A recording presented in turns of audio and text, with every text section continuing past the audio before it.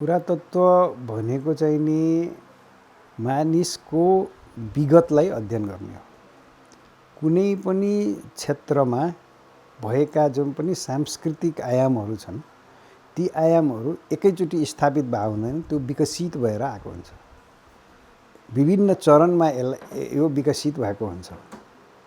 त्यसकारण त्यस क्षेत्रसँग सम्बन्धित प्राचीन मानिसहरूको सुरुदेखि नै भनौँ न, अझ ढुङ्गे युगदेखिकै मानिसहरूको जब मानिस पृथ्वीमा देखा पर्यो, त्यो देखा परेदेखि कसरी सभ्यताको विकास भयो, कसरी मान्छेले सङ्घर्षमय जीवन बितायो, प्रकृतिसित कसरी सङ्घर्ष गर्यो, अनि उनले सुरुमा कसरी लेख्न जान्यो, कसरी चित्र बनाए, हैन, अनि उनीहरूकोले सभ्यताको विकास कसरी गरे, सभ्यता किन चाहियो, आवश्यक किन भयो, कल्चर भने के हो, संस्कृति कसरी विकास भयो, हरेक क्षेत्रका संस्कृतिहरू, जबकि वातावरणसँग हैन इकोलोजीसँग जुझ्दै मानिसहरूले विभिन्न किसिमका बाधा अडचनहरूलाई हटाएर एउटा संस्कृति भन्ने विभिन्न आयामहरूको सृजना गर्यो। त्यही संस्कृति विकास भयो। अहिलेसम्म संसारमा हरेक मानिसका समुदायका संस्कृतिहरू विकसित रूपमा छन्, भिन्न भिन्न किसिमका छन्, भिन्न भिन्न स्थानले गर्दाखेरि। किन त भन्दाखेरि त्यसको एउटा लामो पृष्ठभूमि चाहिँ हुन्छ। त्यसकारण मानिसको विकास कसरी भयो, संस्कृतिको विकास कसरी भयो, सभ्यताको विकास कसरी भयो भन्ने जानकारी दिने एउटै मात्र शास्त्र हो त्यो पुरातत्व। वात्सल्य नेचुरल आइभीएफ आधुनिक चिकित्सा, उच्च सफलता दर, अन्तर्राष्ट्रिय स्तरको उपचारद्वारा सन्तान प्राप्ति सम्भव छ। अब नेपालमा चाहिँ नि यो हाम्रो प्रजातन्त्र आएपछि विशेष गरेर, अब त्योभन्दा अगाडि ब्रिटिसहरू आएर उनीहरूले नेपालको making of kingdom of Nepal भन्ने कर्क ब्याट्रिकहरू जस्ताले लेखे, हैन, हेमिन्ड्रफहरू आए। उनीहरू चाहिँ नि एउटा अनुसन्धान गर्न भनेर आए। उनीहरू सानो समयसम्म बसे, उनीहरू नेपाली संस्कृतिको बारेमा जानकारी लिने, के रहेछ, यत्रो रिच संस्कृति छ, विकसित संस्कृति छ, के हो यो भनेर उनीहरूलाई कौतूहल भएर उनीहरू आए। र उनीहरू आए, जति दिन बसे, तर धेरै राम्रो कामहरू गरे, पुस्तकहरू निकाले त्यो बेलाको सन्दर्भमा है। अब त्यतिले मात्रै पुगेन। त्यसपछि प्रजातन्त्र आयो। प्रजातन्त्र आएपछि अब ऐन बन्यो हैन नेपालमा, अनि ऐन कानुनहरू निर्माण भए, पुरातत्व विभाग स्थापित भए हैन। एउटा पहिला सानो कोठामा भएको पुरातत्व विभाग अहिले विशाल भएको छ हैन।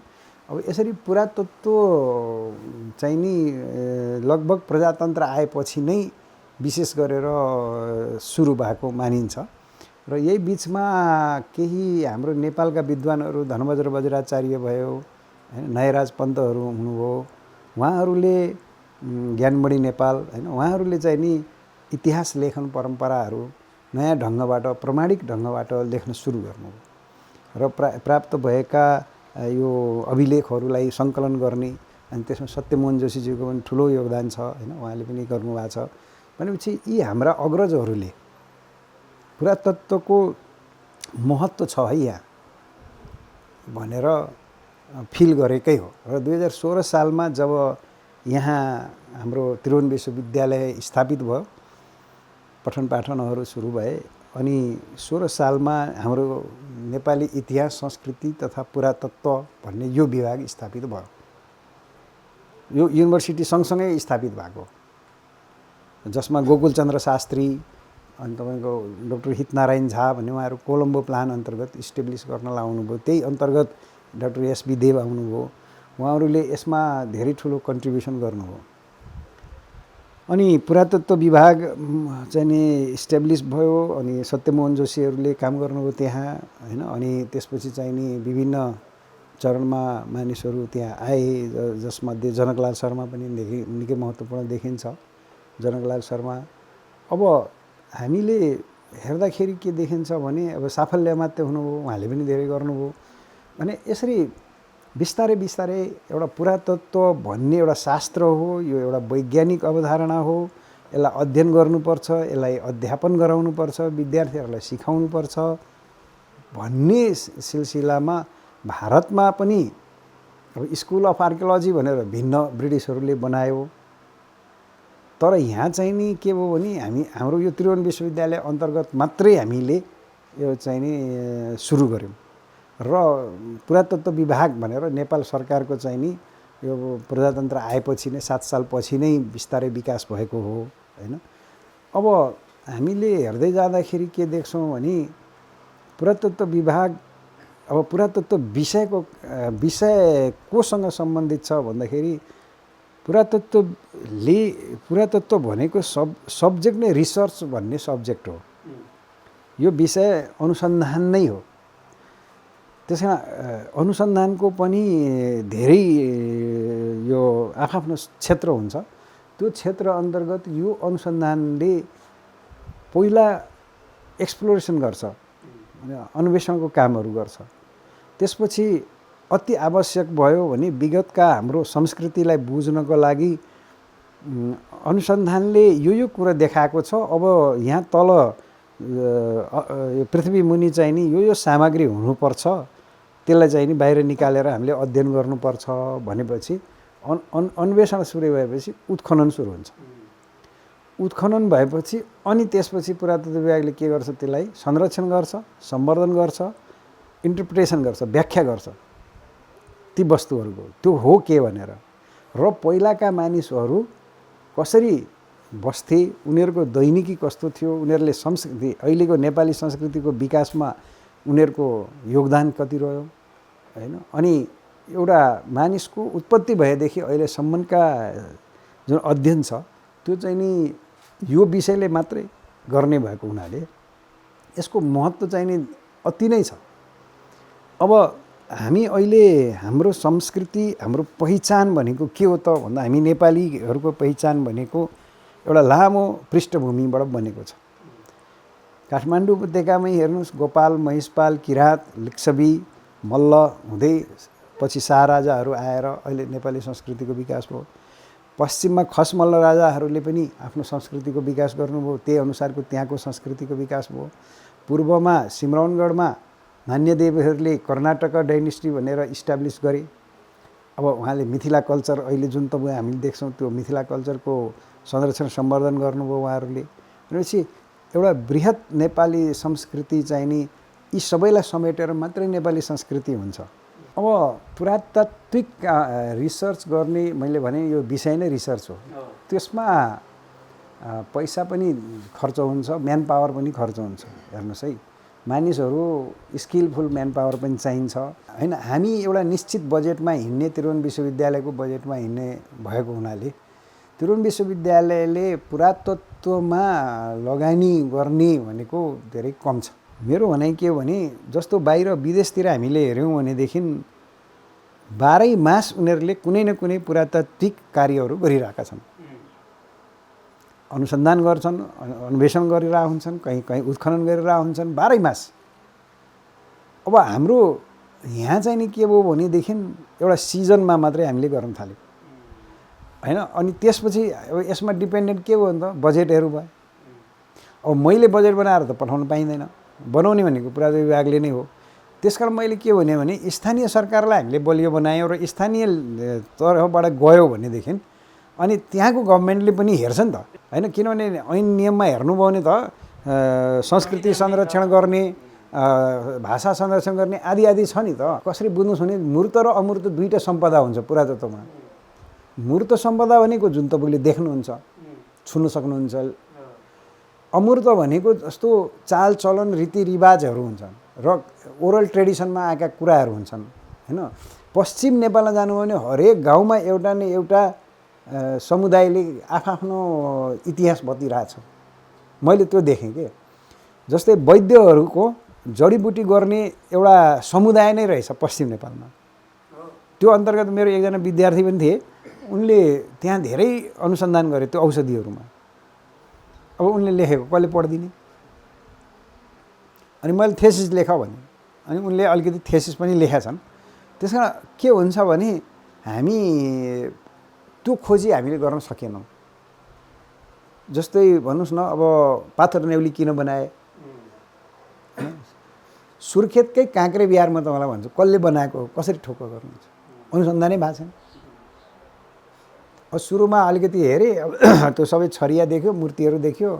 गुजराततिरको मन्दिरहरू पनि यस्तै छन्। अब किल्ला काङ्गडातिर त्यस्तै छन् हैन। उतातिर भारतको पार्टमा उत्तराखण्डमा पनि त्यस्तै खालका छन्, त्यही अनुसारको यहाँ बनिएको छ भन्यौँ। त्यो बुलबुल ताल कस्तो थियो, सुर्खेत मैले हेर्दाखेरि चाहिँ नि माथिबाट हेर्दाखेरि चाहिँ नि सुर्खेत एउटा ठुलो तालको रूपमा रहेछ। त्यो तालको छेउमा बनाएको त्यो बिहार रहेछ। अब बिहार भनिन्छ होइन, अब सुरुदेखि नै बिहार भनियो। अब त्यहाँ मूर्तिहरू पनि छन्, अब त्यो मन्दिरको स्टाइल शिखर स्टाइलको मन्दिर छ होइन। अब काँक्रे बिहार भनेका छन्, अब पिकनिक स्पट जस्तो बनाइदिएका छन् अध्ययन भन्दा पनि। अब त्यसैले मैले भनेको के भने त्यहाँ किन बन्यो त, त्यो त्यहीँ किन बनाए भन्ने कुरा अरू साहित्यिक स्रोत छैन हामीसित। अब यतातिर झापामा किचकवध भन्ने ठाउँमा उत्खनन भए, त्यहाँबाट पायो सामग्री, मलाई थाहा छैन त्यहाँको स्टडी राम्रो भएको छ, किनभने अब त्यो रिपोर्ट दिनेले दिए त्यतिकै राखिएको छ। अब एउटा काम अनुसारको भएको छ, बाहिर पब्लिस पनि भएको छैन। धेरै यस्ता कुराहरू छन् जुन हामीले नेपाली संस्कृतिलाई नेपाली इतिहासलाई प्रष्ट पार्ने आधारहरू खोज्न सकेका छैनौँ।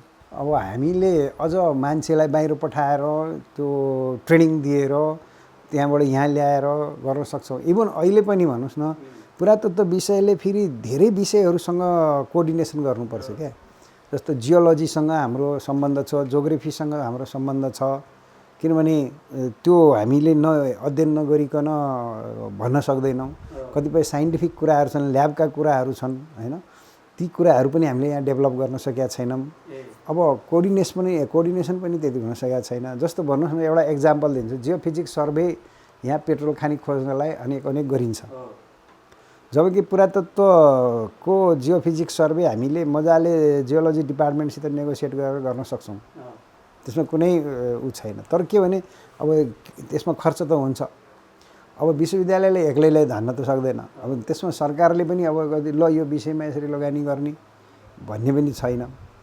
अब रह्यो पुरातत्व विभागमा चाहिँ नि विदेशीहरूसित नेगोसिएट भएर उहाँहरूले अब कपिलवस्तुमा पनि गर्नुभयो, दुराम युनिभर्सिटीसित। हाम्रो नेपालमा पनि गर्न सक्ने म्यान पावर छन् है, जियोलोजी डिपार्टमेन्टमा छ, यहाँ पनि छ, हाम्रो त्रिभुवन विश्वविद्यालयमा पनि छ, गर्न सक्छन्।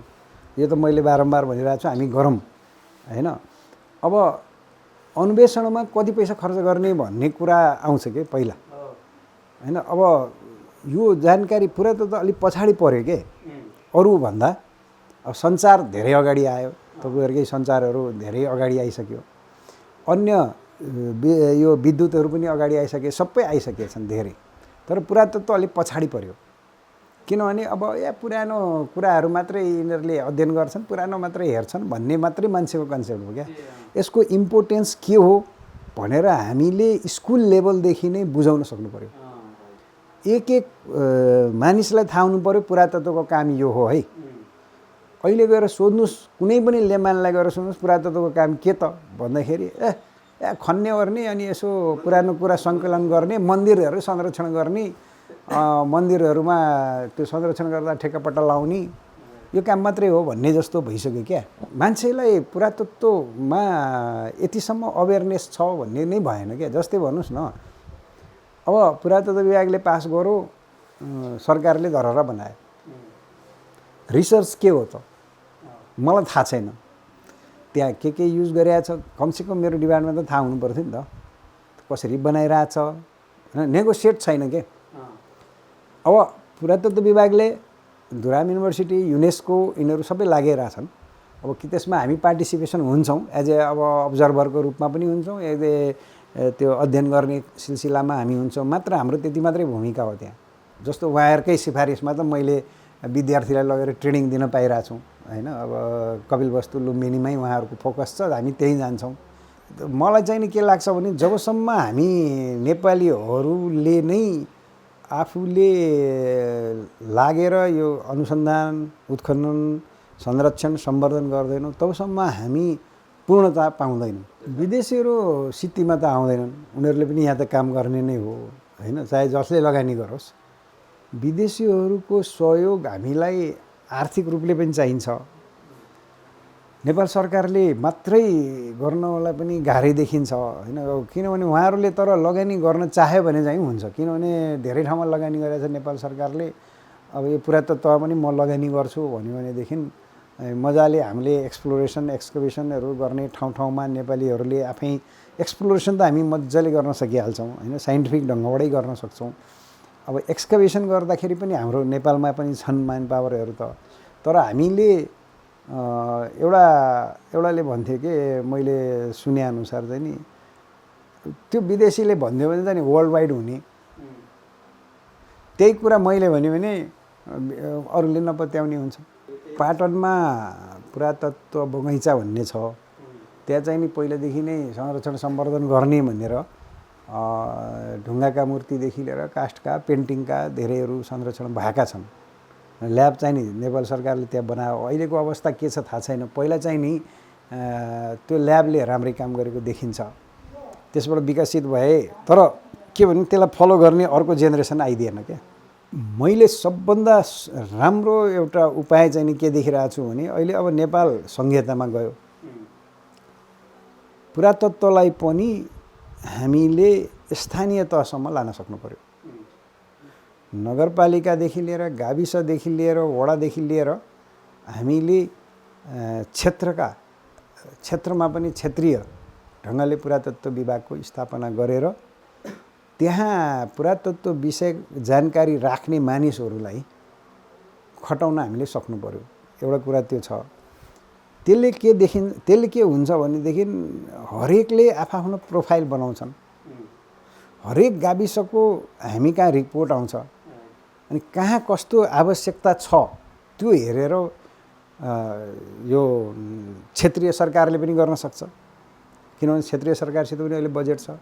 त्यस्तै केन्द्र सरकारलाई पनि आउन सक्छ र त्यो सबै हेरेर मोनिटरिङ गरेर हाम्रो सङ्घीय राज्य अन्तर्गतको केन्द्रमा बस्ने पुरातत्व विभागले पनि डाइरेक्सन गर्न सक्छ। जसरी भारतवर्षमा भिलेज टु भिलेज सर्वे भनेर चलाए, हरेक गाउँमा हामी सर्वे गर्ने भनेर, त्यो भनेको क्षेत्रीय सरकारले गर्यो क्या। जस्तो अहिले विवाद छ नि कपिलवस्तुको, त्यो विवादमा पनि उतातिर त्यो युपीको गभर्मेन्टले आफ्नो क्षेत्रमा अध्ययन गरायो, त्यस्तै बिहारले गराइरहेछ, त्यस्तै बङ्गालले गराइरहेछ। त्यस्तै हाम्रो पनि जति पनि हामीले अहिले सङ्घीय राज्य अन्तर्गतका राज्यहरू छुट्याएका छौँ नि, त्यो स्थानीय सरकारहरूले पनि अब यसमा चासो लिनु पर्यो। अनि यो अनुसन्धान भन्ने कुरा कस्तो रहेछ भने अलिकति गर्न जाने मान्छेले पनि अलिक सुविधा खोज्छ अरे क्या है। पहिला काठमाडौँ भ्यालीमा मात्रै धेरै अनुसन्धान भए, किनभने सजिलो हुन्थ्यो, त्यो पनि हिँडेर जानु पर्थ्यो, तर नजिकै हुन्थ्यो, बिहान गयो बेलुका आयो गर्नुहुन्थ्यो। धनबहादुर सरहरूले त्यही गर्नुभयो। धेरै जसो काठमाडौँको इतिहासमा सीमित छ र जति पनि मैले यो भन्दिनँ कि काठमाडौँको इतिहासमा सीमित मात्रै हुनु पर्दैन भन्ने पनि होइन। काठमाडौँमै पनि हामीले खोइ त लिच्छविकालको त्यत्रो अभिलेखहरूमा उल्लेख भएको मानगृह दरबार हामीले आजसम्म खोज्न सकेका छैनौँ, कैलाशकुट दरबार हामीले अहिलेसम्म खोज्न सकेका छैनौँ होइन, भद्रादिवास दरबार खोज्न सकेका छैनौँ। बिचमा आजभन्दा 2-3 वर्ष अगाडि यो कैलाशकुट दरबार खोज्ने भनेर म पनि त्यसको मेम्बर थिएँ। हामी 2-3वटा मिटिङ बस्यौँ, गयौँ, हेऱ्यौँ अऱ्यौँ, त्यो प्रगतिमा छ के छ भनी अहिलेसम्म मलाई जानकारी छैन। म त्यो सदस्य हुँ, त सदस्यबाट हटिस पनि भनेको छैनौँ होइन। तर के भने मलाई नै सोध्नुभयो भने मलाई थाहा छैन। हाडी गाउँमा हामी गएर 1 दिन 2 दिन एक्सप्लोर गऱ्यौँ, सम्भावना हेऱ्यौँ। अब तारानन्द मिश्र हुनुहुन्थ्यो, उहाँ पनि बितिहाल्नुभयो। त्यो टोली पनि अब खोइ छरपष्ट छ, अर्गनाइज भएर फेरि भेट भएको छैन। हामीले खोइ खोजेको त यही काठमाडौँ भ्यालीको इतिहास पनि त हामीले खोज्न सकिरहेको छैनौँ होइन। कतिपय काठमाडौँ उपत्यकाका इतिहासहरू त पहाडका डाँडामा छन् नि त, यहाँ चारैतिर छरिएका छन्, त्यसलाई हामीले खोज्न सकेका। अब मेरो राय चाहिँ नि पुरातत्व विभागलाई के हो भनेदेखि, मेरो सुझाव चाहिँ नि एउटा रिसर्च विङ भनेरै बनाउनुपर्छ क्या। पुरातत्व विभागमा एउटा उत्खनन शाखा हेर्छ, त्यसले उत्खननको मात्रै काम गर्छ, तर त्यो उत्खनन कहिले गर्छ जब रिसर्च गरेर रिपोर्ट आउँछ। हामीले जस्तै भनौँ न, कतिपय ठाउँमा हामीले अब जनकलाल शर्माले गर्नुभयो मिथिला क्षेत्रमा केही, त्यसपछि देवीप्रसाद लम्सालेहरूले गर्नुभयो गुठी संस्थान अन्तर्गत, त्यसपछि मैले गरेको 16 सालपछि एकैचोटि 42 सालमा मैले गरेको। हेर्नुहोस् है, त्यो पनि आफ्नो थेसिस लेख्ने सिलसिलामा गरेँ। किराँत धर्मको मुन्धुम जुन छ नि, मुन्धुमले एउटा ठुलो लामो परम्परालाई सङ्केत गरिरहेछ क्या, जो ओरलमा छ। सबैको इतिहास लेखिन्छ भन्ने छैन। सबैको इतिहास रिटेन पाइन्छ भन्ने छैन। सबैको इतिहासहरू कुनै ओरल ट्रेडिसनमा छन्, कथामा छन्, किम्वदन्तीमा छन्।